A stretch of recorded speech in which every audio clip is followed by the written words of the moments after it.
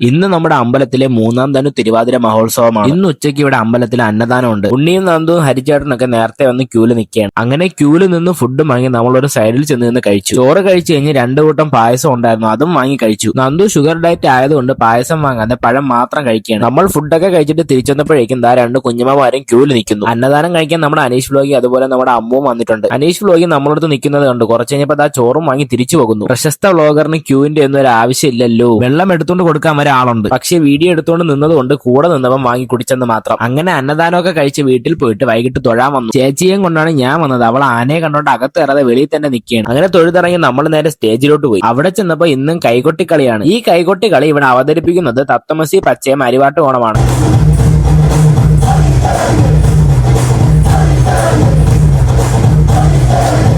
അങ്ങനെ പരിപാടിയൊക്കെ കഴിഞ്ഞിട്ട് നമ്മൾ നേരെ പുറത്തോട്ടിറങ്ങി. അവിടെ നിന്ന് ഒരു ഐസ്ക്രീം ഒക്കെ വാങ്ങി കുടിച്ചിട്ട് ഞാൻ ചേച്ചിയെ നേരെ വീട്ടിലോട്ട് കൊണ്ടാക്കി. ഞാൻ ചേച്ചിയെ കൊണ്ടാക്കിയിട്ട് തിരിച്ചു വന്നപ്പോഴത്തേക്കും നന്ദുചേട്ടൻ ബൈ പറഞ്ഞു പോകുന്നു. പിന്നെ സ്റ്റേജിന്റെ ഒരു സൈഡിൽ ചെന്ന് നിന്ന് ഡാൻസും പരിപാടിയൊക്കെ കണ്ടുകൊണ്ടങ്ങ് നിന്നു. അങ്ങനെ നിന്നപ്പോഴാണ് നമ്മുടെ AB വ്ലോഗ് ചിരിച്ചോണ്ട് വരുന്നത്. ഇവനെ ഞാൻ പ്രത്യേകിച്ച് പരിചയപ്പെടുത്തേണ്ട ആവശ്യമുണ്ടെന്ന് തോന്നുന്നില്ല. ഇത് പിന്നെ നമ്മളെ ഉത്സവം പ്രമാണിച്ച് എന്നും കാണുന്ന ആൾക്കാരാണ്. ഇത് എന്റെ വ്ലോഗ് വഴി സ്വയം ഫേമസ് ആയി എന്ന് പറയപ്പെടുന്ന കുട്ടിയാണ്. അപ്പോഴേക്കും സ്റ്റേജിൽ ബാലെ തുടങ്ങി. കുറച്ചുനേരം ബാലെ കണ്ട് അവിടെ തന്നെ അങ്ങ് നിന്നു. 11 മണിയൊക്കെ ആയപ്പോൾ ശ്രീഭൂതബലി എഴുന്നള്ളത്തിന് സമയമായി. എഴുന്നള്ളത്ത് വന്നപ്പോഴേക്കും ബാലെ നിർത്തി. എഴുന്നള്ളത്ത് കഴിഞ്ഞിട്ട് ഇനി ബാലയുടെ ബാക്കി കളിക്കത്തുള്ളൂ. ശ്രീഭൂതബലി എഴുന്നള്ളത്ത് കഴിഞ്ഞ് ഞാൻ നേരെ വീട്ടിലോട്ട് പോവുകയാണ്. അപ്പോ ഓക്കെ, ബൈ.